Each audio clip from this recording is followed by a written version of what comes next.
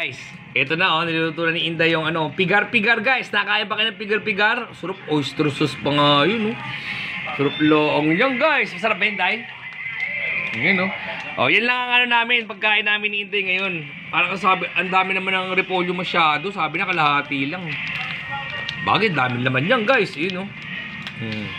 Meron siyang sinangag na niluto guys. Sarap yan, oh. Sinangag, tsaka sausawa mo ganito. Ay, naku guys, tuloy ko naman, ayun, oh. Kumakain ba kayo ng pigar-pigar? Sino nakakain ng pigar-pigar guys? Ayun, oh. May repolyo lang siya. Ayun, oh. Ayan, oh.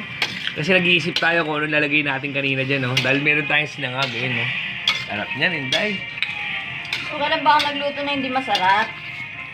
Yung hindi pa ka na tinuturuan.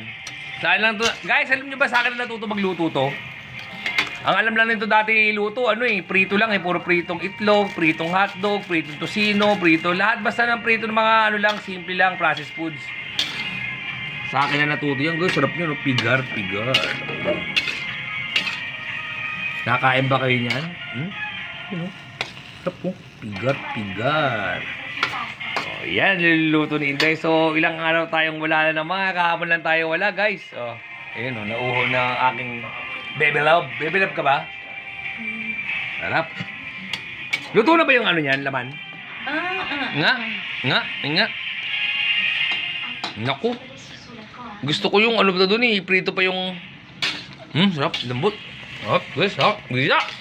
Sa'yo lang, guys. Sarap niya, no? Kainin na ito. Parang gusto ko na kumain. Kakain na nga. Bakit ano nga? Siyempre, no? Sarap, mo.